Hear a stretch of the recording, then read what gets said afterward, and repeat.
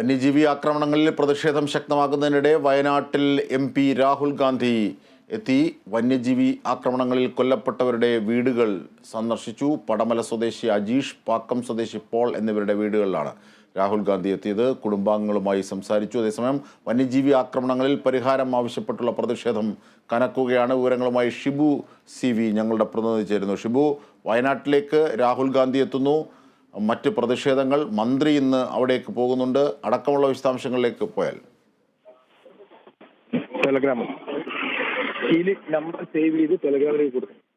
തീർച്ചയായും ഷിബു ആണ് വിവരങ്ങൾ നൽകുന്നത്. മരിച്ച പോളിൻ്റെയും അജീഷിൻ്റെയും വീടുകളാണ് ഇപ്പോൾ രാഹുൽ ഗാന്ധി വയനാട് MP സന്ദർശിച്ചുകൊണ്ടിരിക്കുന്നത്. നിരവധി പ്രതിഷേധങ്ങൾ വളരെ ശക്തമായ തരത്തിൽ പുരോഗമിക്കുന്ന ഒരു കാഴ്ച കൂടി നമുക്ക് കാണാനാകുന്നു. പ്രാദേശിക നേതാക്കന്മാരെ അടക്കം രാഹുൽ ഗാന്ധി കാണുകയും ബന്ധുക്കളോട് സംസാരിക്കുകയും അനുശോചനം അറിയിക്കുകയും ദുഃഖം പങ്കിടുകയും ചെയ്യുകയാണ്. CV ഷിബു ചേരുന്നു. ഷിബു, രാഹുൽ ഗാന്ധി വീടുകൾ സന്ദർശിച്ച ശേഷം എന്തെങ്കിലും മാധ്യമങ്ങളോട് പറഞ്ഞിട്ടുണ്ടോ? മറ്റു വിശദാംശങ്ങൾ എന്തൊക്കെയാണ്?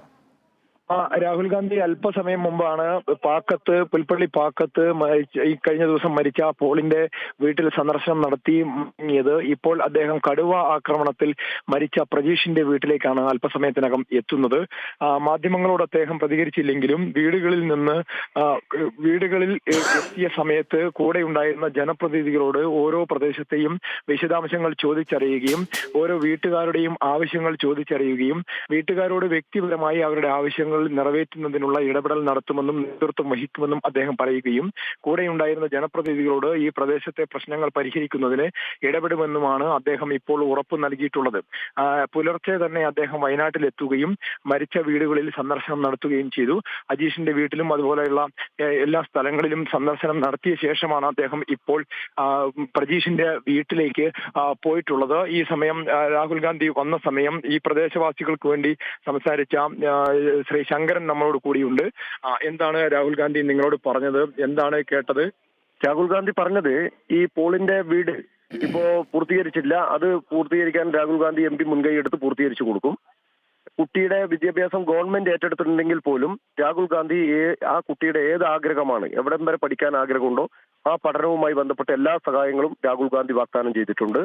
അതുപോലെ തന്നെ ഈ ഇത്തരത്തിലുള്ള പോളിന്റെയും അജീഷിന്റെയും പോലെയുള്ള മരണം വീണ്ടും വയനാട്ടിൽ ആവർത്തിക്കാതിരിക്കാൻ വേണ്ടിയുള്ള ശക്തമായ നടപടി സ്വീകരിക്കുന്നതിന് വേണ്ടി മുഖ്യമന്ത്രിക്കും അതുപോലെ തന്നെ വനം വകുപ്പ് മന്ത്രിക്കും പ്രധാനമന്ത്രിക്കും ഇതുമായി ബന്ധപ്പെട്ട് രാഹുൽ ഗാന്ധി ഇതിന്റെ അടിയന്തര പ്രാധാന്യത്തോടുകൂടി ഈ വനാതിർത്തി കാടും നാടും വേർതിരിക്കുന്നതിന് വേണ്ടിയുള്ള സംവിധാനങ്ങൾ അടിയന്തര പ്രാധാന്യത്തോടുകൂടി നടപ്പാക്കാനുള്ള ഒരു നിവേദനം രാഹുൽ ഗാന്ധി സമർപ്പിക്കുന്നതാണ്.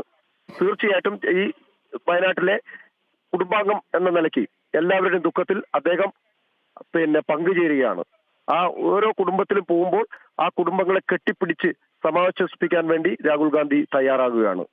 അവിടെ ആ കുടുംബത്തിൽ കാണുന്ന ഒരു വികാരം അതാണ്.